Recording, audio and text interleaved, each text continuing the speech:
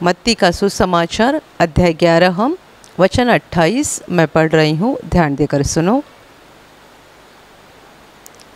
हे सब परिश्रम करने वालों और बोझ से दबे हुए लोगों, मेरे पास आओ, मैं तुम्हें विश्राम दूंगा। Hallelujah, hallelujah.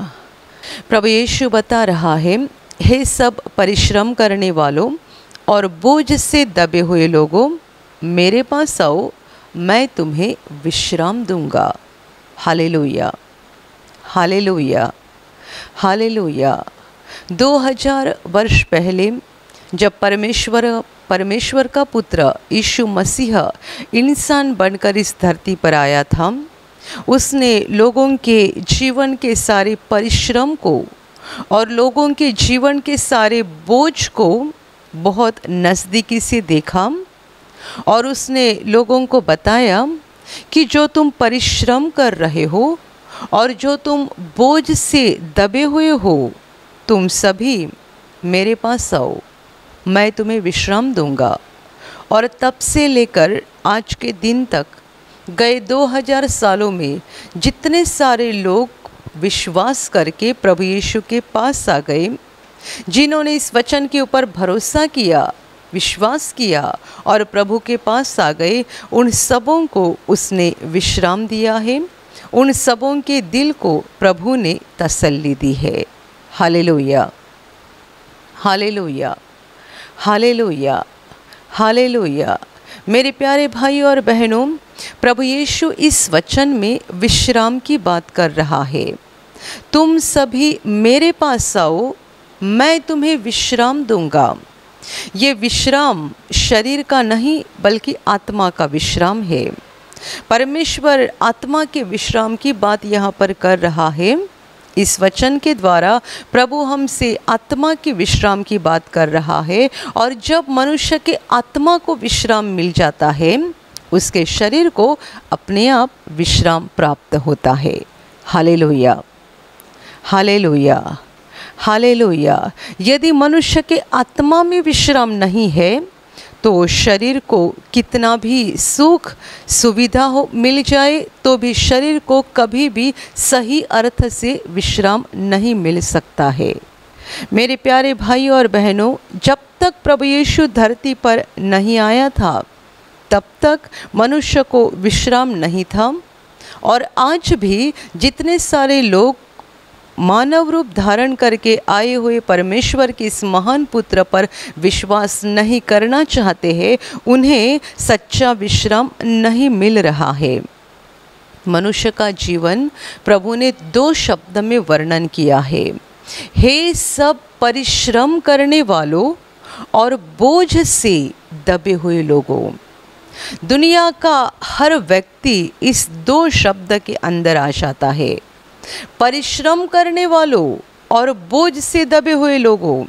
हर मनुष्य विश्राम पाने के लिए परिश्रम कर रहा है और हर मनुष्य बोझ से दबा हुआ है।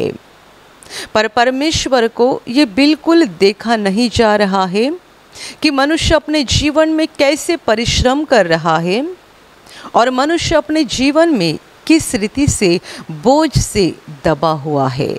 Hallelujah, hallelujah. क्योंकि परमेश्वर ने इस उद्देश्य से मनुष्य की रचना नहीं की थी। हम बाइबल में देखते हैं कि जब परमेश्वर ने पूरी सृष्टि को रचाया, तब सृष्टि को रचने के बाद परमेश्वर ने मनुष्य को बनाया। सबसे पहले पुरुष को बनाया, आदम को, और उसके बाद उसकी स्त्री हव्वा को बनाया। परमेश्वर ने जब उनको बनाया तब इस उद्देश्य से नहीं बनाया था कि वे दिन रात और ज़िंदगी भर परिश्रम करते रहे, दुख उठाते रहे और बोझ लेते रहे। हालेलुया।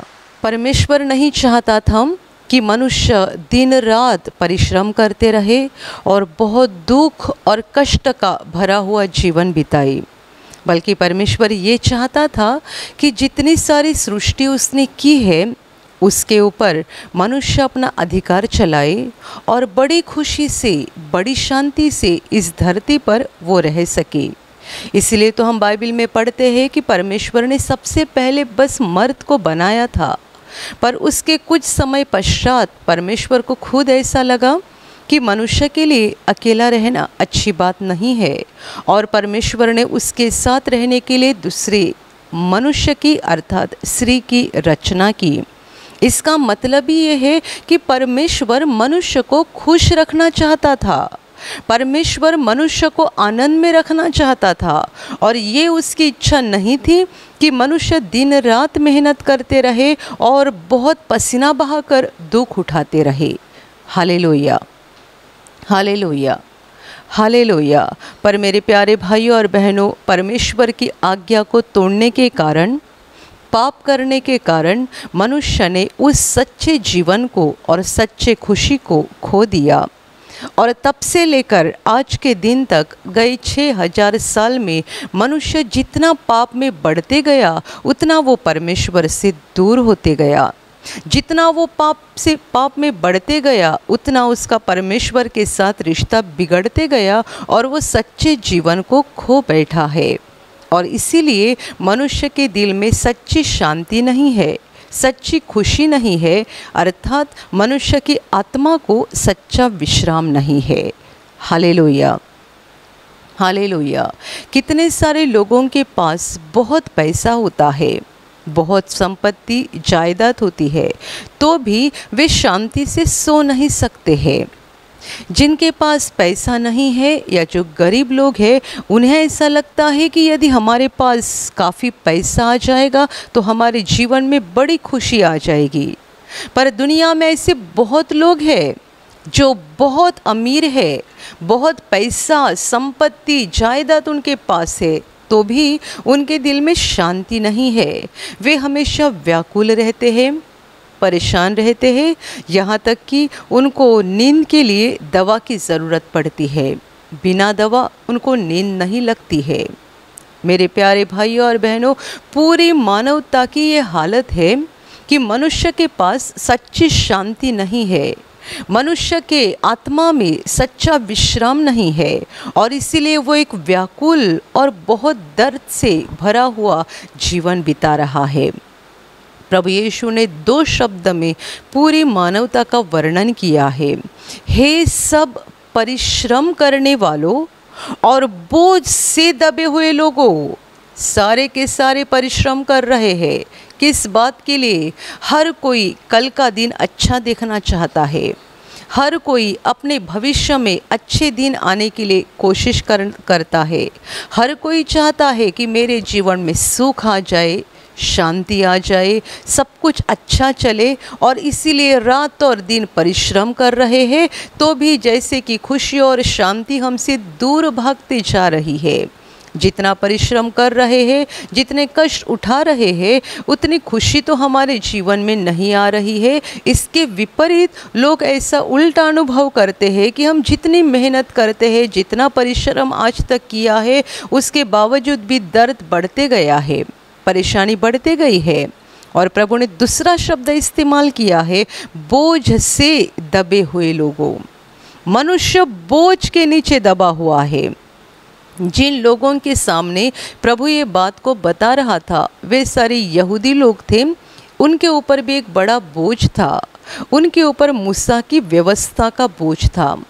परमेश्वर के कितने सारे कानून, कितनी सारी आज्ञाएं उस व्यवस्था में लिखी गई थी, और उस व्यवस्था के अनुसार यदि उन सारे आज्ञाओं में से यदि एक भी आज्ञा का उल्लंघन होता है, एक भी आज्ञा को तोड़ा जाता है, तो उस मनुष्य ने पूरी व्यवस्था को तोड़ दिया, ऐसा परमेश्वर की नज़र में ठहराया जाता है। इतने सारे कानून, इतने सारे नियम सबों को पालना चाहिए, क्योंकि उनमें से एक का भी उल्लंघन हो गया, एक को भी तोड़ दिया, तो इसका मतलब हमने पूरी व्यवस्था को तोड़ दिया। बेचारे लोग कितनी बड़ी व्यवस्था का बोझ उठाकर चल रहे थे। और मेरे प्यारे भाइयों और बहनों, आज भी हम देखते हैं दुनिया भर में लोग कितने सारे बातों का बोझ उठाते हैं। सच्चाई में ये सब कुछ हमारे पापों का बोझ है, हमारे पापों का बोझ।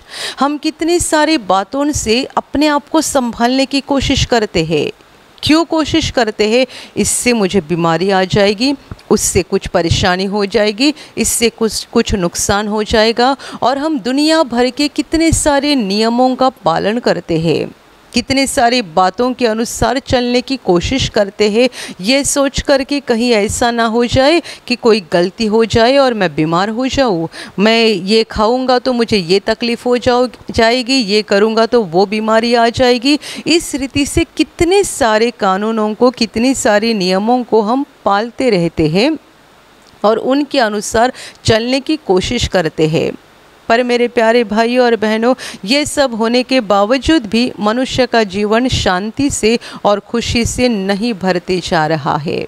Hallelujah, hallelujah, hallelujah. इसलिए प्रभु कहता है कि तुम बोझ के नीचे दबे हुए हो, इतना सारा बोझ लेकर चल रहे हैं, इतने सारे पाप उठाकर चल रहे हैं जिसके नीचे तुम दब चुके हो, पर तुम्हें इन सबों की कोई ज़रूरत नहीं है। मेरे पास आओ, मैं तुम्हें विश्राम दूंगा। Hallelujah, hallelujah, hallelujah. बिना परिश्रम किए और बिना बोझ उठाए प्रभु यीशु हर मनुष्य जो उसके पास आता है उसे आत्मा का विश्राम देता है। और जिसे प्रभु की ओर से आत्मा का विश्राम मिल जाता है, उसके दिल को और उसके शरीर को भी सही अर्थ से विश्राम प्राप्त होता है। Hallelujah, hallelujah. मैंने आपको बताया कि अमीर लोग जिनके पास बहुत पैसा और संपत्ति होती है, ऐसे कितने सारे लोग नींद के लिए दवा लेते हैं, क्योंकि बिना गोली उनको नींद नहीं लगती है। पर जिनको परमेश्वर के द्वारा विश्राम प्राप्त हो गया है, जिनकी आत्मा में परमेश्वर के द्वारा विश्राम प्राप्त हो गया है, उनके शरीर को भी विश्राम मिलता है। शायद वे अमीर नहीं होंगे, शायद उनके पास खुद का मकान भी नहीं होगा, शायद उनके पास बहुत संपत्ति और जायदाद भी नहीं होगी, तो भी इनके बावजूद भी वे शांति से सोते हैं। उनको खाने पीने के लिए बड़ी अच्छी अच्छी महंगी चीज़ें तो नहीं मिलती होंगी, तो भी जो भी उनको मिलता है बड़ी खुशी से वे खाते हैं और उनके दिल में खुशी बनी रहती है, क्योंकि उनको परमेश्वर के द्वारा सच्चा विश्राम प्राप्त हो गया है, जो कि उनकी आत्मा में आ गया है और जिसके कारण उनके शरीर को भी सच्चा विश्राम प्राप्त हो गया है। Hallelujah, hallelujah, hallelujah. हम बाइबल में घटना पढ़ते हैं जब प्रभु यीशु के पास ऐसे एक मनुष्य को लाया गया था जिसको लकवे की बीमारी हुई थी। प्रभु जिस घर में था वहाँ पर उसे उठाकर लोग लेकर आए, पर जिस घर में प्रभु था उस घर में पहले ही इतनी भीड़ हो चुकी थी कि इस बीमार को उठाकर प्रभु तक पहुँचाना ये आसान बात नहीं रही थी, क्योंकि प्रभु जिस तरीके से लोगों को चंगाई देता था, दुष्टात्माओं से छुटकारा देता था और जिस तरीके से वो लोगों के लिए अद्भुत काम करता था, उनको देखकर हमेशा हजारों की संख्या में भीड़ उसके पीछे लगी रहती थी। जो लोग इस लकवे से बीमार व्यक्ति को खाट पर उठाकर उस घर तक ले आए, वे अंदर नहीं जा पा रहे थे, क्योंकि पूरा घर लोगों से भरा हुआ था और इस बीमार को प्रभु तक पहुंचाना उनको मुश्किल हो रहा था। तब उन्होंने रास्ता ढूंढा, वे घर के ऊपर चढ़ गए, उन्होंने उस छत को निकाला और उस लकवे के बीमार को उसके खाट सहित प्रभु के सामने अंदर छोड़ दिया। प्रभु घर के अंदर था, पूरा घर लोगों से भरा हुआ था और ये लोग ऊपर छत के ऊपर चढ़कर उन्होंने छत को निकाल देकर ये बीमार को अंदर छोड़ दिया प्रभु के सामने। प्रभु ने उनका विश्वास देखा और विश्वास देखने के बाद प्रभु ने उस बीमार को कहा, बेटे धीरज धर, तेरे पाप क्षमा हो चुके हैं। जब प्रभु ने उसे पाप क्षमा के बारे में कहा, तब वहाँ कुछ धर्म पंडित फरीसी थे, वे आपस में कुड़कुड़ाने लगे कि ये पापों की क्षमा करने वाला कौन है? ये कैसे बोल सकता है कि मैंने तुझे क्षमा किया है? इसको कहाँ से अधिकार मिल गया? पापों की क्षमा करने का अधिकार तो बस परमेश्वर को है, क्योंकि ये नहीं जानते थे कि ये मनुष्य रूप में आया हुआ परमेश्वर है। फरीसी धर्म पुढ़ारी इस बात से अनजान थे और इसीलिए वे आपस में कुड़कुड़ाने लगे कि पापों की क्षमा करने वाला ये कौन आ गया। प्रभु ने उनके मन के विचारों को जान लिया और प्रभु ने उनको कहा कि आसान क्या है, ये बोलना कि तेरे पाप क्षमा हो गए हैं, या ये बोलना। उसकी ओर मुड़कर प्रभु ने कहा, उठ और अपनी खाट उठाकर चल फिर। बाइबल कहती है उसी पल ये बीमार मनुष्य अच्छा हो गया। जिसको खाट पर उठाकर लाया गया था वो उठकर खड़ा हो गया और खुद ही अपनी खाट उठाकर अपने घर चला गया।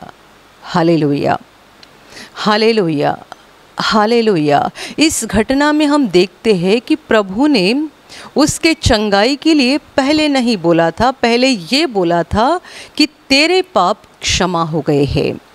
जबकि इस मनुष्य को शरीर के चंगाई की ज़रूरत थी। उसको लकवा हुआ था, ना खड़ा हो सकता था ना बैठ सकता था। लोग उसको खाट के ऊपर ही, खाट के साथ ही लेकर आए थे, ऐसी उसकी हालत थी। ये मनुष्य को शरीर के चंगाई की ज़रूरत थी। प्रभु ने पहले उसके आत्मा को चंगाई दी। प्रभु ने पहले उसे ये कहा, बेटे धीरज धर, तेरे पाप क्षमा हो चुके हैं। और दूसरे पल में इन धर्म पंडितों के कुड़कुड़ाने के कारण और उनके मन के बुरे विचारों के कारण प्रभु को ये बोलना पड़ा। पर प्रभु ना बोला होता तो भी ये उठता और चला जाता।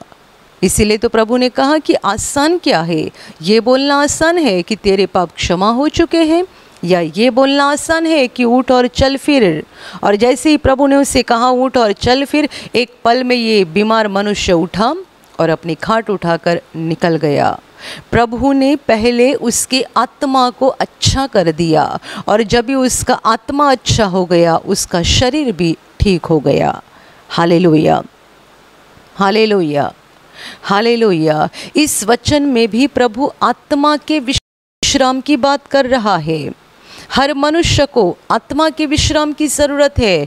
हम बहुत थके हुए हैं, दुनिया के लोग बहुत थके हुए हैं। कभी किसी बात से संतुष्टि नहीं मिलती है, कभी किसी बात से उनका समाधान नहीं होता है। ये नहीं वो नहीं वो, ये नहीं वो, एक के बाद एक उनकी उम्मीदें बढ़ती रहती है। वो बहुत कुछ पाना चाहते हैं तो भी वे विश्राम नहीं पाते हैं, तो भी उनके दिल में शांति नहीं आती है। Hallelujah, hallelujah. आजकल हम YouTube पर देखते हैं, सोशल मीडिया पर देखते हैं कि ऐसे कितने सारे वीडियोस हैं जिसमें लोग तरह तरह का खाना पकाने की बातें सिखाते हैं। अलग अलग तरह की बातें, अलग अलग तरह का खाना और कितनी सारी बातें, कितनी सारी चीज़ें बनाने के बारे में सिखाते हैं। जब मैं शुरू में इन वीडियो को देखती थी मुझे बड़ा आश्चर्य लगता था कि लोगों के पास भी इतना समय कैसा होता है कि इन वीडियो को देखते हैं और उसके अनुसार घर में खाना बनाते हैं या उस चीज़ों को बनाकर खाते हैं, और समय भी कैसा होता है और लोगों को क्यों इस बातों में इतनी दिलचस्पी है। जब बार बार मेरे मन में सवाल आ रहा था, मैंने प्रभु से पूछा और प्रभु ने मुझे जवाब दिया कि लोगों के दिल में शांति नहीं है और इसीलिए उनका शरीर भी शांत नहीं है। वे नई नई चीज़ें खाना चाहते हैं। क्यों? क्योंकि उनकी आत्मा पहले अतृप्त है और इसीलिए शरीर की तृप्ति बिल्कुल होती नहीं है। जैसे कि नीति वचन में लिखा गया है कि जिसको पैसा बहुत प्यारा लगता है उसकी पैसे से कभी भी तृप्ति नहीं होती है। जिस मनुष्य को पैसा बहुत प्रिय है उसकी पैसे से कभी भी संतुष्टि नहीं होती है। यानी कितना भी पैसा मिल गया तो भी उसे लगता है कम ही है। एक पूरा कमरा पैसे से भर गया तो भी उसको लगता है और एक कमरा भर जाना चाहिए। एक पूरी अलमारी पैसे से भर गई तो भी उनको लगता है ऐसी 10 अलमारी भर जानी चाहिए। जिसे पैसा प्यारा लगता है उसकी पैसे के साथ कभी तृप्ति नहीं होती है। बिल्कुल यही चीज़ जीवन के कितने सारे बातों के बारे में सच है। उनमें से ये भी एक बात है खाने पीने की चीज़ें। लोग नया नया खाना पीना चाहते हैं। हमारे पूर्वज, हमारे जो बाप दादा है वो जो चीज़ें खाते थे वो अभी हमको खाने को पसंद नहीं लगती है। हमें नई नई चीज़ें खाने को अच्छा लगता है। और कितनी सारे वीडियोस ऐसे यूट्यूब पर है, लोग देखते हैं और उनके अनुसार बनाकर खाते हैं, ये सोचकर कि ये अच्छा है, वो अच्छा है, ये अच्छा है, वो अच्छा है। इसीलिए तो प्रभु यीशु ने कहा था कि जो कोई मेरे पास आता है वो कभी भूखा नहीं होगा, और जो मुझ पर विश्वास करता है वो फिर से कभी प्यासा नहीं होता है। जिस व्यक्ति के शरीर की, जिस व्यक्ति के आत्मा की भूख और प्यास बुझ गई है, उनके शरीर को भूख और प्यास वैसी नहीं लगती है जैसी दुनिया के लोगों को लगती है। इसीलिए तो मैंने कहा, जिनको प्रभु के द्वारा विश्राम मिल चुका है, ऐसे लोग साधारण खाना खाने में भी संतुष्ट रहते हैं और शांति से सोते हैं। उन्हें ये नहीं लगता है कि हमारे पास ये होना चाहिए और वो होना चाहिए, और ये सोचकर वे कभी व्याकुल या बेचैन नहीं बनते हैं। मनुष्य का आत्मा पहला व्याकुल है, और इसीलिए शरीर में वही व्याकुलता और वही बेचैनी है। जैसे मैंने खाने पीने के बारे में बताया, बिल्कुल वही बात कितनी सारी जीवन की बातों में सच है। ये खाने पीने के बारे में जैसा सच है, वैसा ही बहुत सारे बातों में सच है। कपड़ा, लोग एक बार कपड़ा लाते हैं, कुछ महीनों के बाद लगता है ये अच्छा नहीं है, और दूसरा चाहिए और दूसरा चाहिए। अलग अलग कपड़ा, अलग अलग तरीके की गाड़ियाँ, अलग अलग तरीके के जेवर, अलग अलग सब कुछ नया नया अलग अलग तरीके का चाहते हैं। क्यों? क्योंकि इनके आत्मा में ही विश्राम नहीं है, ये आत्मा में ही स्वस्थ नहीं हो चुके हैं।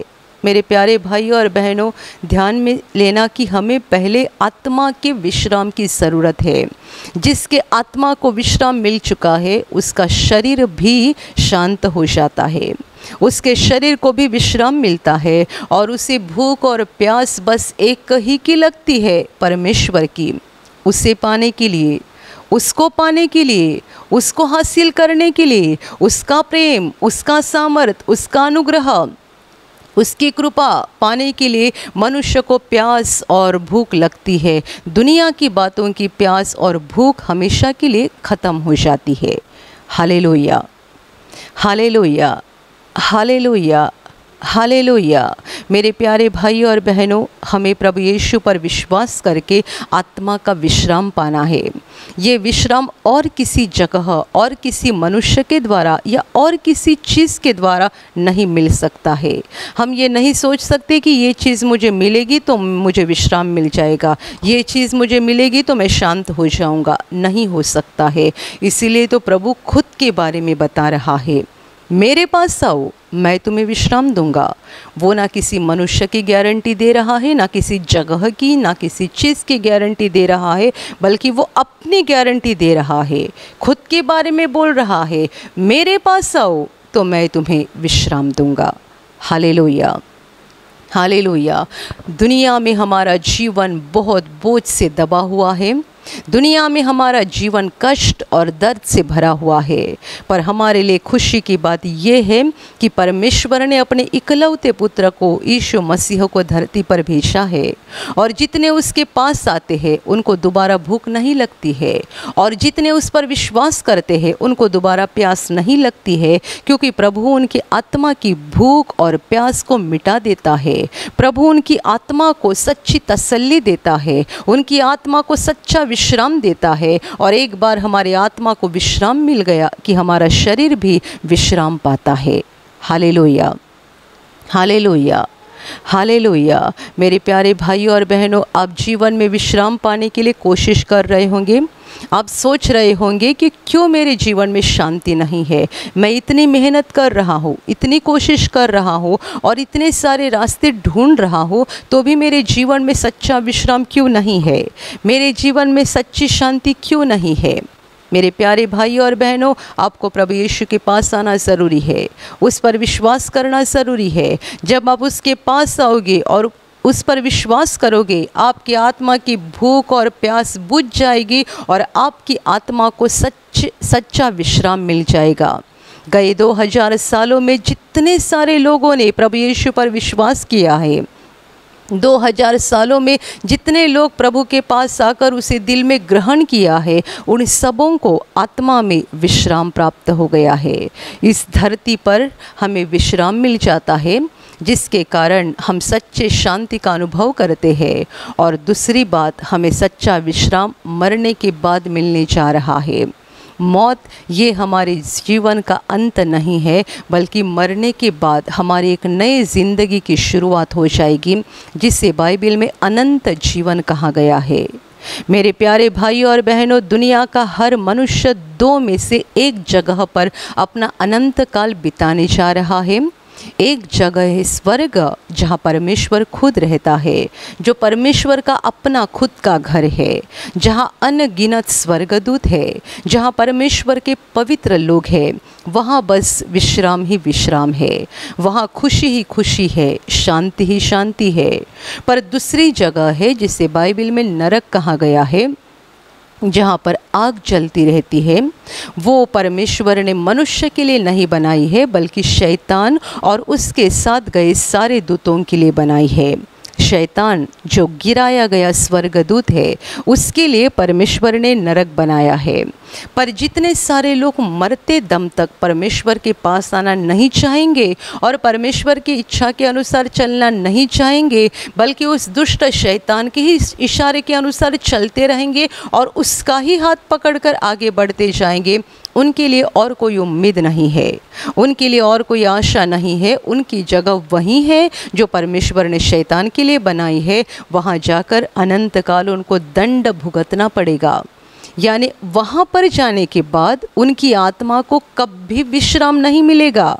नरक में आत्माएं सोती नहीं है, नरक में आत्माओं को शांति नहीं मिलती है, नरक की आत्माओं को जरा भी सुकून नहीं मिलता है, नरक की आत्मा हंसती नहीं है, नरक में जाने वाली आत्माओं को जरा भी विश्राम नहीं मिलता है, बल्कि दिन रात अनंत काल हमेशा हमेशा के लिए वहाँ अग्नि जलता रहता है और वहाँ जाने वाली सारी आत्माएं अनंत काल तड़पते रहने वाली है।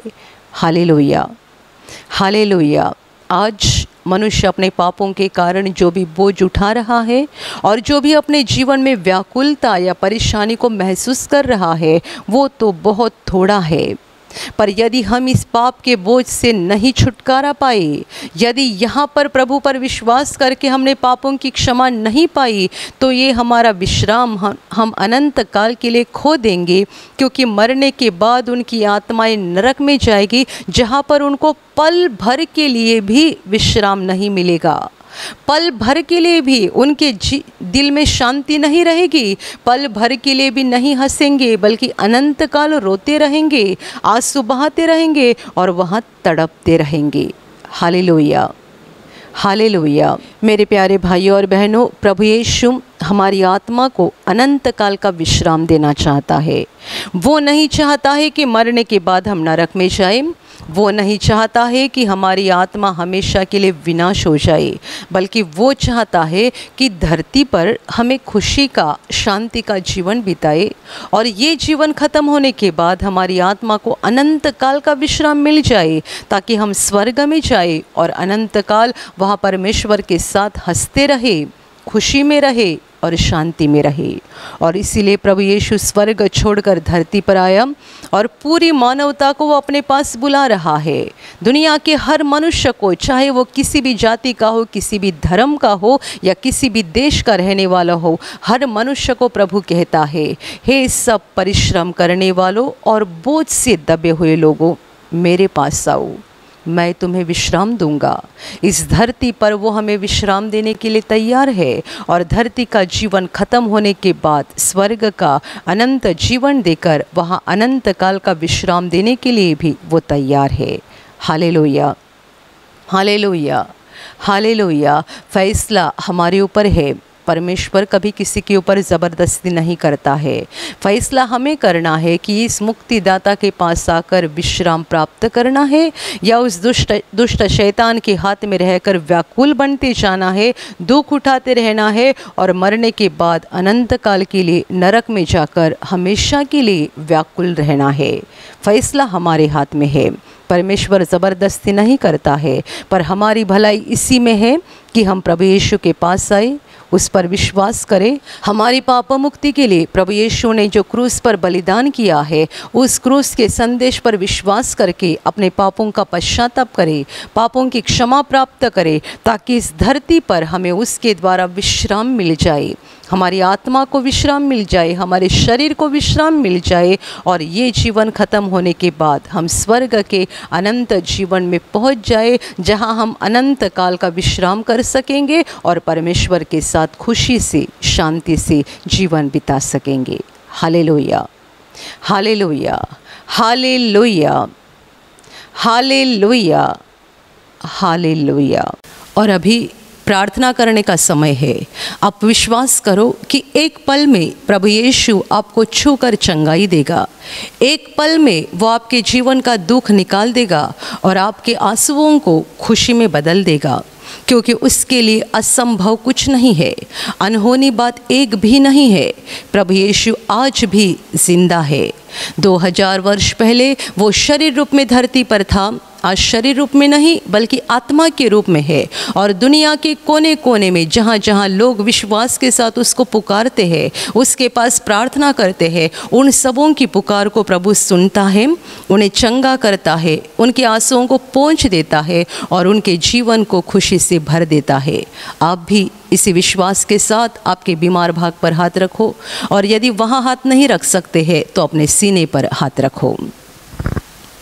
प्रभु यीशु के नाम से इसी क्षण आपके शरीर की सारी बीमारियां निकल जाए। यीशु के नाम से आपके जीवन का सारा दुख निकल जाए। शैतान का हर एक काम आपके जीवन से और आपके परिवार से पूरी तरह से नष्ट हो जाए। यीशु के नाम से, प्रभु यीशु के नाम से शैतान का सारा काम आपके जीवन से नष्ट हो जाए। सारी दुष्ट आत्माओं को प्रभु यीशु के नाम से मैं आज्ञा दे रही हूँ, इसी क्षण इन्हें छोड़कर निकल जाओ और वापस उनमें नहीं आना। इसी क्षण प्रभु का महान सामर्थ आपके ऊपर आ जाए, प्रभु का महान सामर्थ आपके ऊपर आ जाए, प्रभु का महान सामर्थ आपके ऊपर आ जाए। इसी घड़ी पवित्र आत्मा की खुशी आपके दिल में आ जाए, पवित्र आत्मा की शांति आपके दिल में आ जाए और आपका जीवन स्वर्ग की रोशनी से भर जाए। आमीन।